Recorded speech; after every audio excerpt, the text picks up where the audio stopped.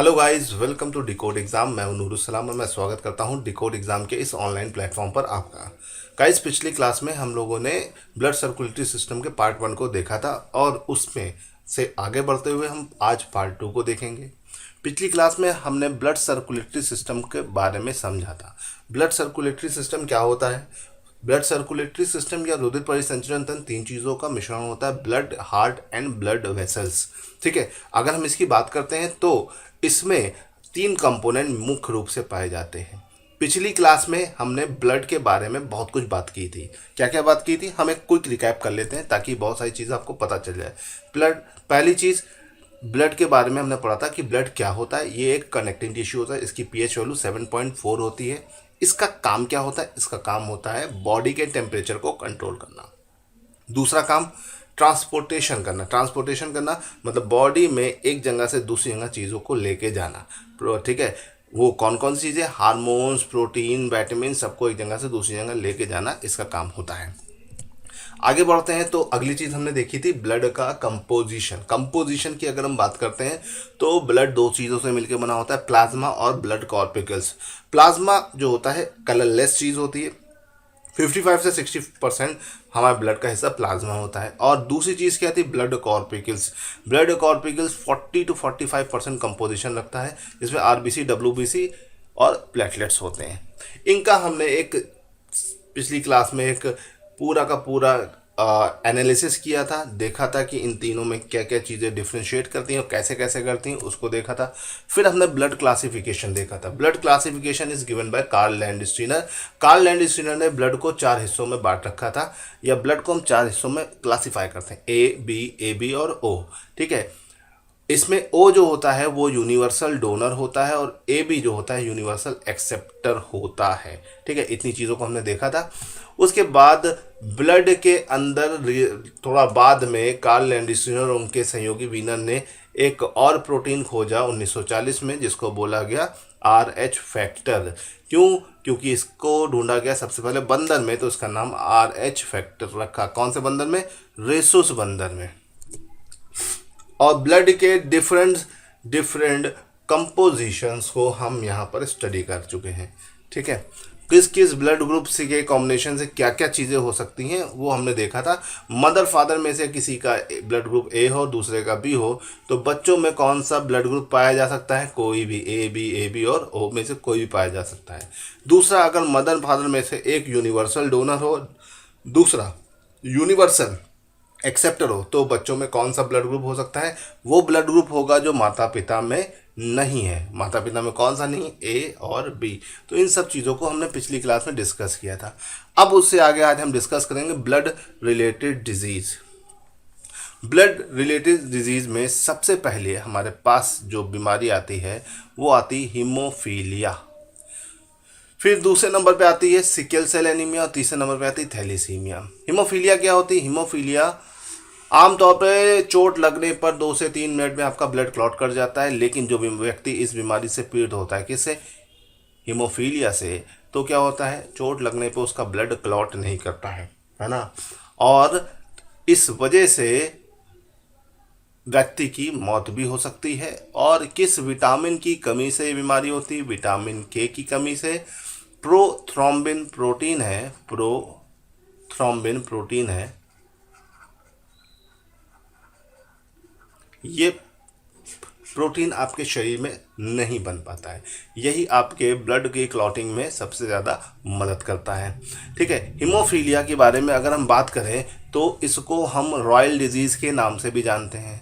Royal disease मतलब शाही बीमारी, इसे हम रॉयल डिजीज़ के नाम से भी जानते हैं, या फिर इसको हम क्रिस्टमस डिजीज़ भी कहते हैं। क्या कहते हैं? Christmas disease.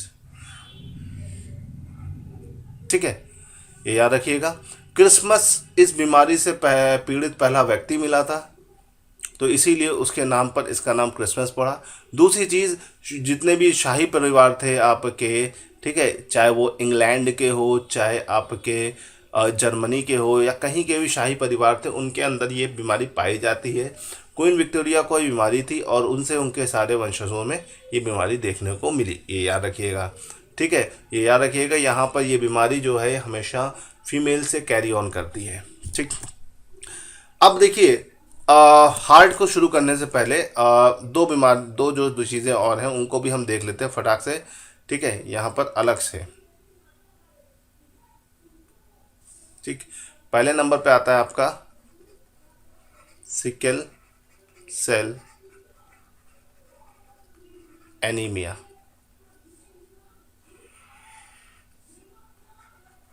ठीक, सिकल सेल एनीमिया आमतौर पे आपके जो आरबीसी के सेल होते हैं वो एकदम गोल होते हैं। ठीक, और जो व्यक्ति इस बीमारी से पीड़ित होता है उसके जो सेल्स होते हैं वो श्रिंक कर जाते हैं। और किस शेप में? सिकल के शेप में। तो इसी बीमारी को इसीलिए बोलते हैं सिकल सेल एनीमिया। हसिया के रूप में ये श्रिंक कर जाते हैं, इसीलिए बीमारी को क्या बोलते हैं? Sickle cell anaemia. किस नाम से जानते हैं हम? Sickle cell anaemia. इसमें आपके शरीर में हीमोग्लोबिन कम होने लगता है, इसे ध्यान रखिएगा। और थैलीसीमिया भी इसी तरह की एक बीमारी है।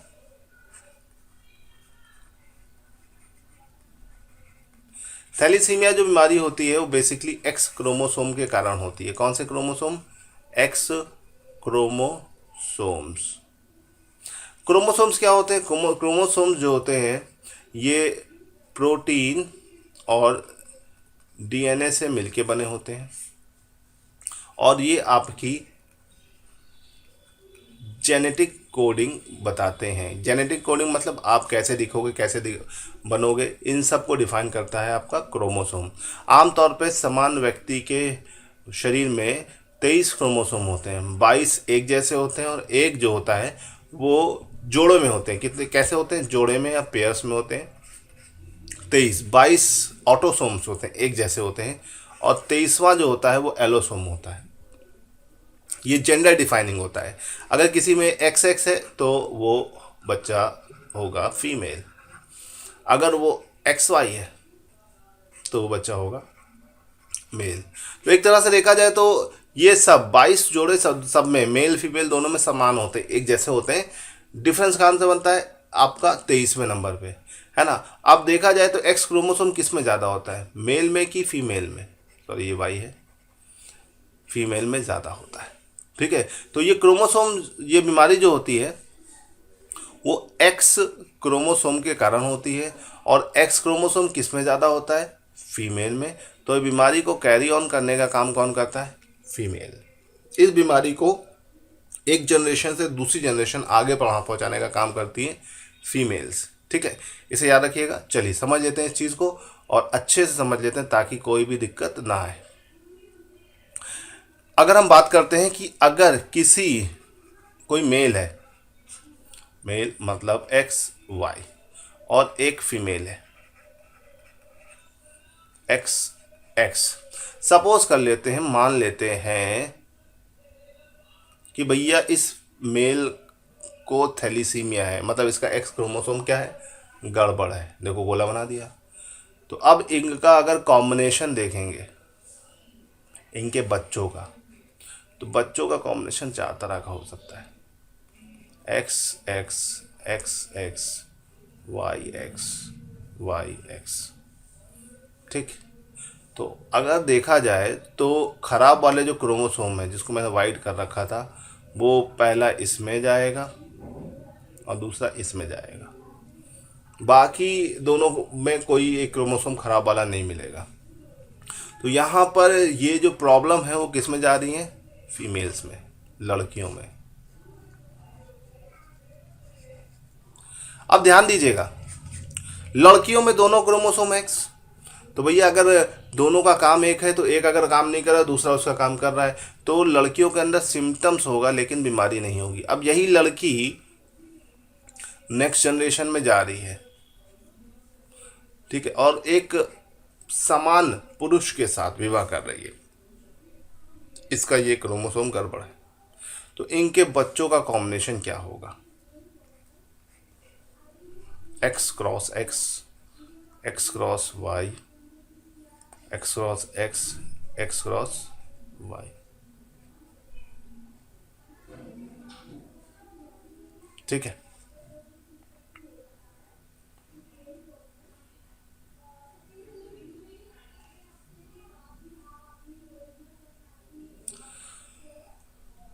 अब अगर देखा जाए, ठीक है, तो देखो अगर देखा जाए तो यहाँ पर ये जो क्रोमोसोम है, ठीक है, ये एक लड़की और एक लड़के को प्रभावित कर रही है। अब लड़की मेरे को दोनों क्रोमोसोम सेम है तो उसको कोई दिक्कत नहीं होने वाली, लेकिन इस लड़के को ये बीमारी होगी तो ये हो जाएगा इन्फेक्टेड। किससे? इस बीमारी से। तो अगर किसी पुरुष को थैलीसीमिया है तो उसके बच्चों में थैलीसीमिया होगा? बिल्कुल नहीं होगा। ठीक है, तो उसकी किस जनरेशन में बाहर आएगा? बेटे के बच्चों में कि बेटी के बच्चों में? तो बेटी के बच्चों में ये बाहर आएगा। और कौन सी जनरेशन होगी? पुरुष अपनी पहली जनरेशन में है, बेटी दूसरी जनरेशन में है, तो बच्चा तीसरी जनरेशन में आएगा। तो ये तीसरी जनरेशन में बाहर आएगा। इसको ध्यान देना है। अगर आप इसको ध्यान रखोगे तो कोई भी दिक्कत नहीं होने वाली। ठीक है, चलिए अब ये तो बात हो गई किसके बारे में? ये हो गई थैलीसीमिया। ठीक है, थैलीसीमिया एकदम इसका जो पैटर्न मैंने आपको समझाया, ये कलर ब्लाइंडनेस में भी यही सेम पैटर्न चलता है। कलर ब्लाइंडनेस भी एक जेनेटिक डिसऑर्डर होता है, लेकिन ये ब्लड से नहीं होता, ये आपके जीन से होता है। ठीक है, इसमें रेड और ग्रीन कलर में आप अंतर नहीं कर पाते हैं, पता नहीं कर पाते हैं कि रेड ग्रीन कलर है कि नहीं है। तो कलर ब्लाइंडनेस का पैटर्न भी इसी तरह होता है। अगर किसी पुरुष को कलर ब्लाइंडनेस है तो उसके बच्चों में कलर ब्लाइंडनेस नहीं होगा। ठीक है, किस में होगा? उसके बेटी के बच्चों में होगा। ये कलर ब्लाइंडनेस की बीमारी उसकी बेटी की जनरेशन में दिखाई देगी, ना कि बेटे की जनरेशन में। तो ये एक इंपॉर्टेंट पॉइंट है, इसे याद रखिएगा। इस तरह के क्वेश्चन कई बार पेपर में बनते हैं, बार बार आते हैं, यूपीएससी पूछता ही पूछता है। ठीक है, असिस्टेंट कमांडेंट में आ चुका है, एनडीए में आ चुका है, सीडीएस में आ चुका है। तो इस तरह के क्वेश्चन को थोड़ा सा ध्यान रखना दोस्तों, बिल्कुल भी गड़बड़ मत करिएगा। आसान क्वेश्चन को गलत करने का मतलब है पेपर से आउट हो जाना। चलो अब यहाँ से आगे बढ़ते हैं। शाही बीमारी देख लिया, थैलीसीमिया देख लिया, सिकल सेल एनीमिया देख लिया। अब आते हैं अपने अगले पार्ट पर। पार्ट का नाम है हार्ट। ठीक है, हार्ट। हार्ट क्या होता है? What is heart? Heart is a pumping device. जैसे कि आप देख सकते हो, ये पंप करता है। ठीक है, क्या पंप करता है? ब्लड को पंप करता है। ब्लड को पूरी बॉडी में पंप करने का काम किसका होता है? हार्ट का होता है। Heart is an pumping device which pump blood to whole body. ठीक है, इसे याद रखिएगा। ये पंप करने वाली युक्ति है जो पूरे शरीर में रुधिर का संचरण करती है। ये सब में अलग अलग लोगों में इसका जो कंपोजिशन होता है वो अलग अलग होता है। ठीक है, ये 3 प्रकार के होते हैं। ठीक है, 2 कक्षीय मतलब जिसमें 2 चैम्बर होते हैं, मछलियों में पाया जाता है। 4 कक्षीय मनुष्यों में पाया जाता है। और 3 कक्षीय ये पाया जाता है एम्फीबियंस में। एम्फीबियंस या उभयचर जो पानी और लैंड में दोनों जगह पर रह सकते हैं, लेकिन इसका एक अपवाद एक्सेप्शन है, क्रोकोडाइल। ठीक है, इसे याद रखिएगा। Heart is a pumping device which pump blood to whole body. अगर हम हार्ट की बात करते हैं तो देखो यहाँ पे कुछ नाम मैंने लिख रखे हैं, इन नाम को अगर ध्यान से देखोगे, ठीक है, तो हार्ट के अंदर कई सारे पार्ट्स होते हैं। ठीक है, सबसे पहला पार्ट आता है ऑरिकल, दूसरा आता है वेंट्रिकल्स, फिर आता है वॉल्व, फिर आता है ऑर्टा, फिर पल्मोनरी आर्टरीज, पल्मोनरी वेन्स, फिर superior vena cava. These are the parts. ठीक है, इसके हिंदी में नाम लिखे हुए अलिंद, निलय, कपाट, मुख्य धमनी, फुसफुस धमनी, फुसफुस शिरा, महाशिरा। ठीक है, अब थोड़ा सा इसको समझते हैं आसान तरीके से। ठीक, बहुत आसान तरीके से आज मैं आपको हार्ट का पूरी फंक्शनिंग बता दूंगा, भूल नहीं पाओगे ना। हार्ट को बनाना थोड़ा मुश्किल होता है, आप लोग अलग अलग तरीके से हार्ट बनाते हो, लेकिन मैं आज आपको बहुत आसान तरीके से हार्ट को बना के दिखा दूंगा दोस्तों। आपका कोई आपको सीपीएमटी की परीक्षा या नीट की परीक्षा थोड़ी ना निकालनी है। आपको तो सीधे समझना है कि एग्ज़ाम में क्वेश्चन कैसे अटेम्प्ट करना है।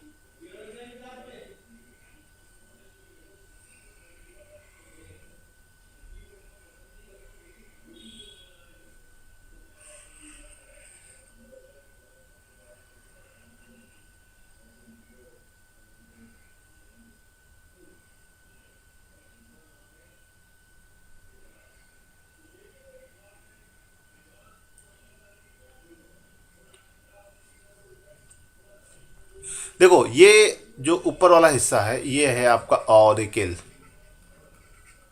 ठीक। ये आपका राइट हिस्सा, ये हिस्सा लेफ्ट का है, ठीक है। राइट साइड पर यहाँ पर लगा हुआ है सुपीरियर वेना पावा, ठीक है। ये ऊपर ये राइट ऑरिकल, ये लेफ्ट ऑरिकल, ठीक है। ये this is one right and this is left. और नीचे यहाँ पर ये वाला हिस्सा जो है ये आपका कहलाता है वेंट्रिकल। वेंट्रिकल मतलब निलय, ठीक है। ये राइट, ये दूसरा वाला लेफ्ट, ठीक।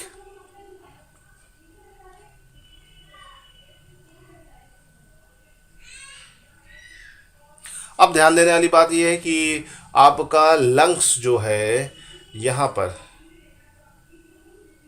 पल्मोनरी आर्टरीज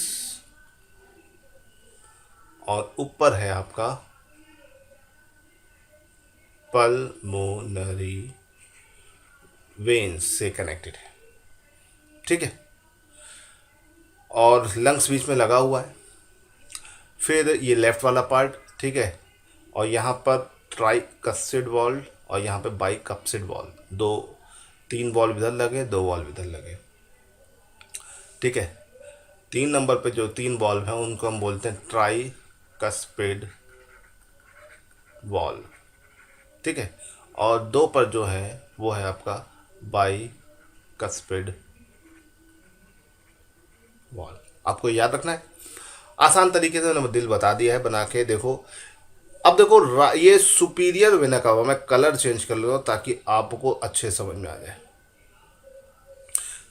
देखो ये सुपीरियर वेना कावा वाला हिस्सा है, ठीक। यहाँ से आपका ब्लड आपके हार्ट के अंदर जाता है, यहाँ से,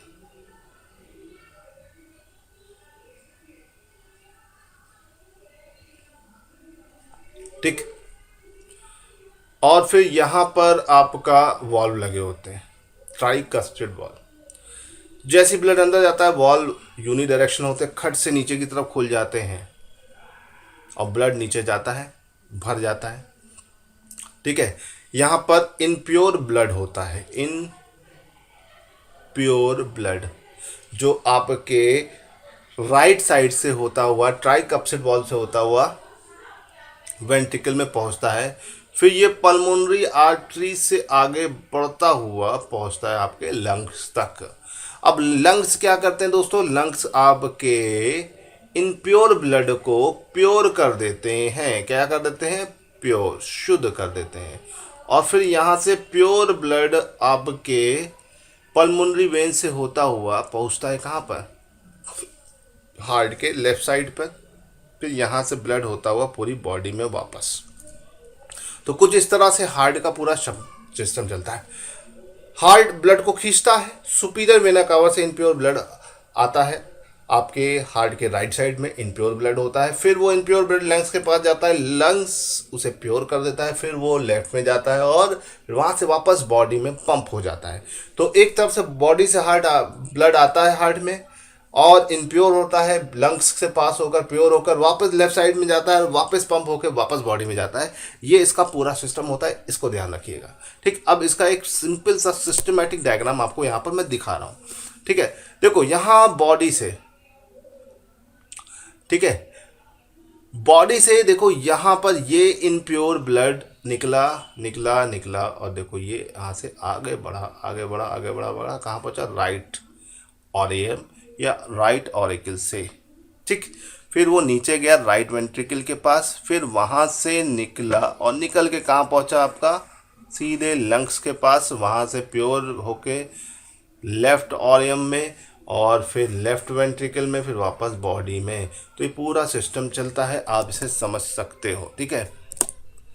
तो ये तो हो गया हार्ट की फंक्शनिंग।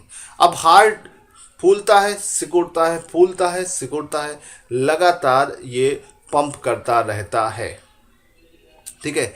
हार्ट फूलता सिकुड़ता रहता है, पंप करता रहता है, ठीक है। तो जैसे ही वो फूलता है तो उसको बोलते हैं सिस्टोलिक। क्या बोलते हैं उसे, उसको बोलते हैं सिस्टोलिक या प्राकुंचन और उस टाइम पे हार्ट के अंदर प्रेशर होता है 120 mm ऑफ Hg।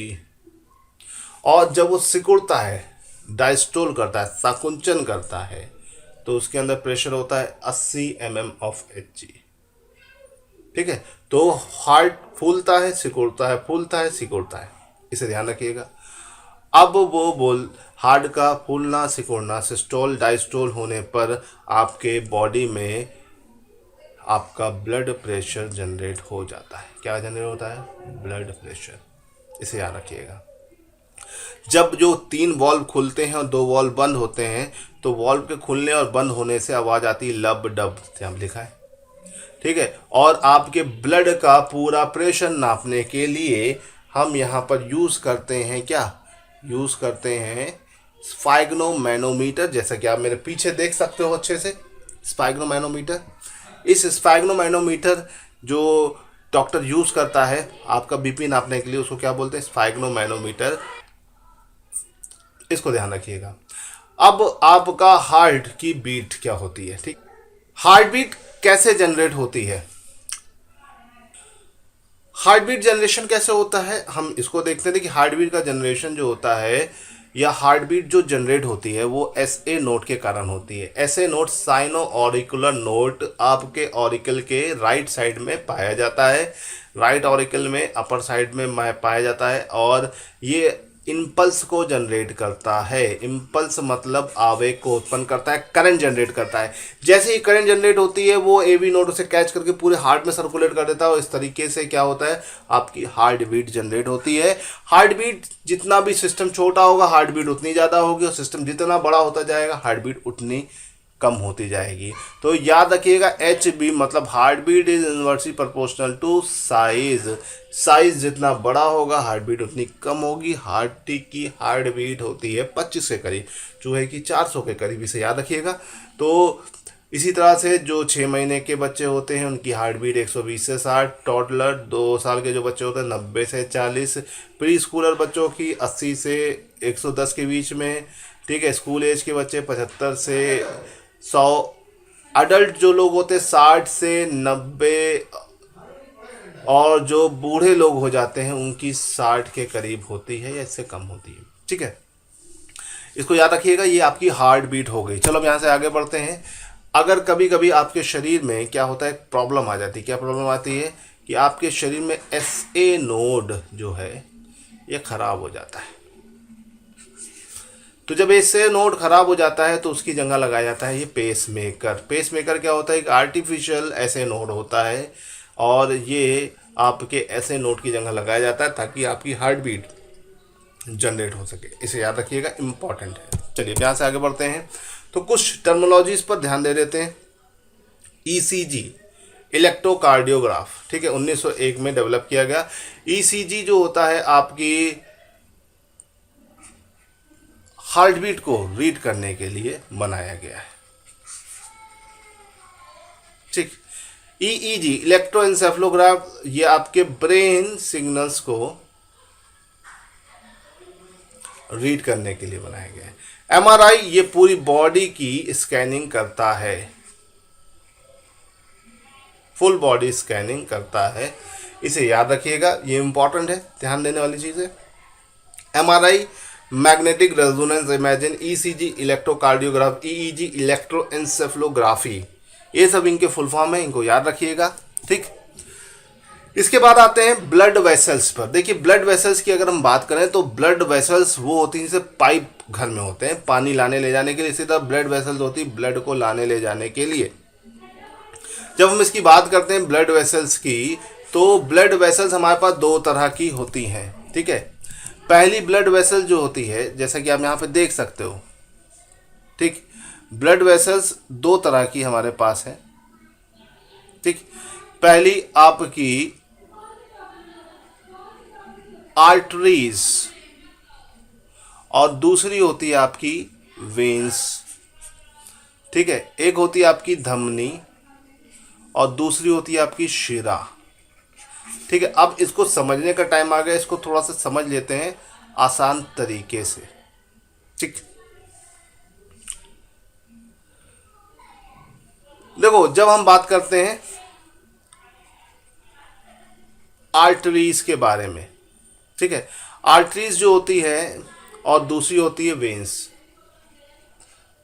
ठीक, आर्टरीज आपके ऑक्सीजनेटेड ब्लड को कैरी करती है और वेन्स जो होती है वो डीऑक्सीजनेटेड ब्लड को कैरी करती है। ठीक है, इसका मतलब ये ऑक्सीजन वाले ब्लड को कैरी करती है, कार्बन डाइऑक्साइड वाले ब्लड को कैरी करती है। अब इसमें थोड़ा सा आगे बढ़ते हैं। ठीक है, तो इसका रंग कैसा होता है? इसका रंग होता है रेड। और इसका रंग कैसा होता है? इसका रंग होता है ब्लू। ठीक, अब आपकी बॉडी में हर आर्टरीज जो है वो प्योर ब्लड लेके चलती है सिवाय एक के, और वो होती है आपकी पल्मोनरी आर्टरीज। आपके शरीर में बस एकमात्र ऐसी आर्टरीज जो इनप्योर ब्लड लेके चलती है वो पल्मोनरी आर्टरीज होती है। सेम इसी तरह से आपके शरीर में सारी वेन्स डीऑक्सीजनेटेड ब्लड लेके चलती हैं एक्सेप्ट पल्मोनरी वेन्स के फुसफुस शिरा के अलावा। ठीक है, फुसफुस धमनी अपवाद है, फुसफुस शिरा अपवाद है। अब इससे आगे बढ़ते हैं और देखते हैं कि और क्या क्वेश्चन यहां से बन सकता है। ठीक है, आपके शरीर की सबसे बड़ी आर्टरी ऑल्टा हार्ट में ही होती है और आपके शरीर की सबसे बड़ी वेन्स या शिरा वो भी हार्ट में होती है, उसका नाम है सुपीरियर वेना कावा। तो इसे याद रखिएगा दोस्तों। ये पूरा ब्लड सर्कुलेटरी सिस्टम मैंने आपको बहुत शॉर्ट में और बहुत आसानी तरीके से बता दिया है।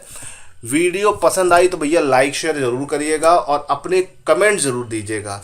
ठीक है, और हम इस सेशंस को कैसे और आगे बढ़ाएं, क्या इस सेशन को मैं और आगे बढ़ाऊं और अच्छे से बनाऊं ताकि पूरी आपकी बायो कंप्लीट हो जाए एनडीए के लिए, सीडीएस के लिए और एफकैट के और असिस्टेंट कमांडेंट के लिए। और फिर जल्द ही हम केमिस्ट्री के भी पार्ट्स को शुरू करेंगे। केमिस्ट्री के PYQs प्रीवियस ईयर क्वेश्चंस को भी लॉन्च करेंगे और बहुत जल्दी फिजिक्स के भी कुछ बहुत बढ़िया लेक्चर्स मैं लेके आ रहा हूँ। प्रीवियस लेक्चर तो मैंने बनाए थे, वो आप लोगों ने देखे ज़रूर होंगे, नहीं देखे तो तुरंत देख लो। इसकी एक सेपरेट प्लेलिस्ट बनी हुई है, बहुत सारे लेक्चरों की पुरानी प्लेलिस्ट बनी हुई है, आप उसको भी देखिए और नए लेक्चर्स जो आ रहे हैं उनको भी देखते जाइए। ठीक है दोस्तों, और हमसे लगातार जुड़े रहिए।